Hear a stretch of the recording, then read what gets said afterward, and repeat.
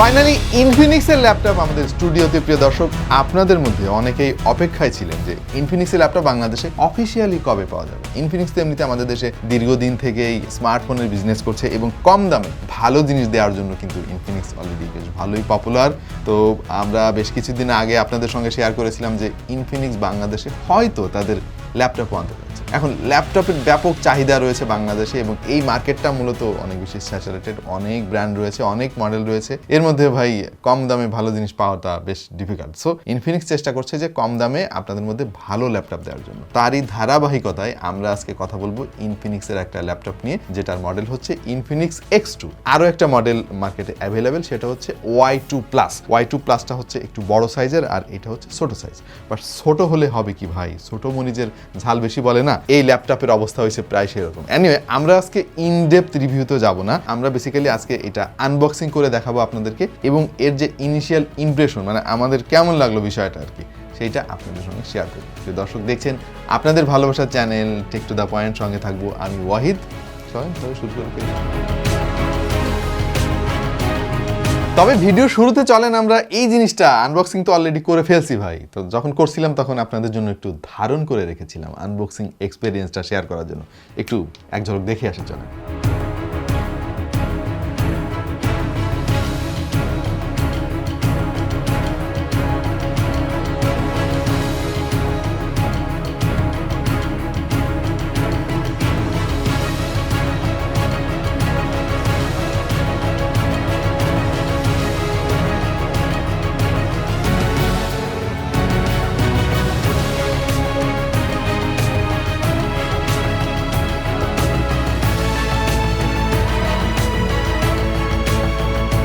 Two be very honest, এই জিনিসটা আমার কাছে গরিবের ম্যাক কম্পিউটারের মতো লাগছে আর কি। মানে এটার যে ডিজাইন এবং এর যে কালার, এটা মোটামুটি বেসিক্যালি ওই ম্যাক সিরিজ থেকে অনুপ্রাণিত আর কি। বাট ভালোই লাগতেছে দেখে, অনেকটা প্রিমিয়াম একটা ভাব আপনি পাবেন। সবার আগেই এই ল্যাপটপের থিকনেসটা আপনার চোখে পড়বে, বেশ পাতলা।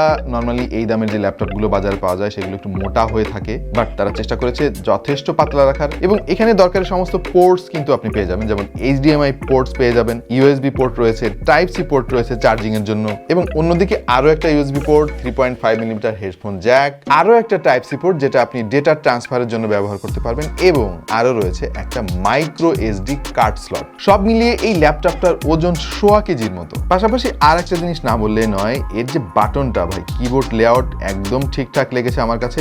আর বাটনগুলো প্রেস করার সময় একটা ট্যাকটাইল ফিল পাবেন, অনেক স্মুথ। আর এর যে টাচ প্যাড, সাইজে একটু ছোট বাট কাজ চলে যাবে।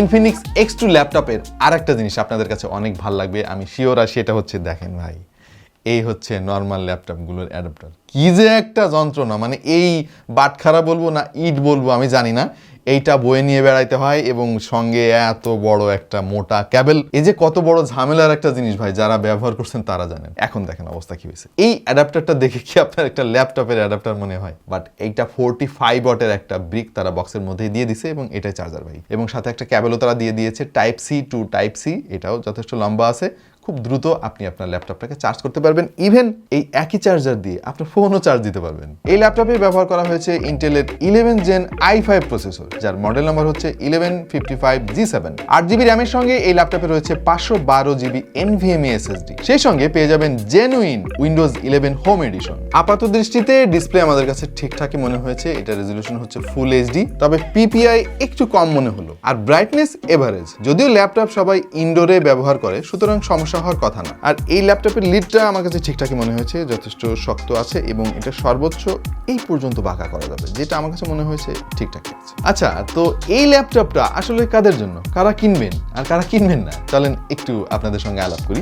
বেসিক্যালি যারা অফিস গোয়ার, যাদের অফিসে এক্সেল, ওয়ার্ড বা PDF নিয়ে কাজ করতে হয় বা মেইল আদান প্রদান করতে হয়, তাদের জন্য এই ল্যাপটপটা ভালো হবে। বা অনেক স্টুডেন্ট রয়েছেন যাদের অ্যাসাইনমেন্ট রেডি করতে হয়, ছোটখাটো কিছু কাজ করতে হয়, ইনডোর বেস, যেগুলো আসলে খুব বেশি ভারী না। ধরেন মাঝে মাঝে আপনাকে একটু ফটোশপের টুকটাক এডিটিং করতে হয় বা বড় জোর বেসিক লেভেলের কোনো ভিডিও এডিটিং করতে হয়, সেই সমস্ত কাজের জন্য মোটামুটি ভালো হবে এটা। বাট একে দিয়ে আপনি ভারী এডিটিং করতে পারবেন না, সেটা মানে গ্রাফিক্স হোক বা ভিডিও এডিটিং হোক, যে এডিটিং হোক না কেন, কারণ এই কম্পিউটার সেই চাপটা নিতে পারবে না। এই জিনিসটা আপনাকে মাথায় রাখতে হবে। অথবা আপনাদের মধ্যে অনেকেই রয়েছেন যে একটা পোর্টেবল কম্পিউটার চান মাল্টিমিডিয়া কনজামশনের জন্য, তাদের জন্য এটা বেশ ভালো হবে। সো আমাদের আজকের ভিডিওটা বেসিক্যালি এটার ইনিশিয়াল ইমপ্রেশন। হ্যাঁ, আমরা এটার ফুল রিভিউ যেদিন করব সেদিন আরও ডিটেইলে আপনাদেরকে জানাতে পারবো। বাট একটা জিনিস আমার কাছে ভালো লাগতেছে যে কম দামে এখন অনেক প্রিমিয়াম লুকিং ল্যাপটপ কিন্তু পাওয়া যাচ্ছে, এবং ইনফিনিক্সকে ধন্যবাদ, তারা অফিসিয়ালি এই ল্যাপটপগুলো বাংলাদেশে ইম্পোর্ট করেছে, এবং ডেফিনেটলি আফটার সেল সার্ভিসও কিন্তু ভালো পাওয়া যাবে। আর এই মুহূর্তে এই ল্যাপটপগুলো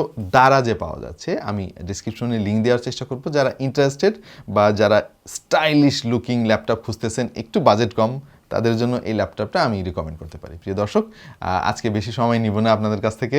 আশা করছি আমাদের আজকের এই ভিডিও আপনাদের ভালো লেগেছে। যদি ভালো লেগে থাকে তাহলে লাইক দিতে পারেন বা সাবস্ক্রাইব করতে পারেন। এরকম আরও অনেক ভিডিওর জন্য দেখা হয়ে যাবে অন্য কোনো ভিডিওতে ভিন্ন কোনো বিষয় নিয়ে। সেই পর্যন্ত সবাই ভালো থাকুন, সুস্থ থাকুন, আর দেখতে থাকুন টেক টু দ্য পয়েন্ট।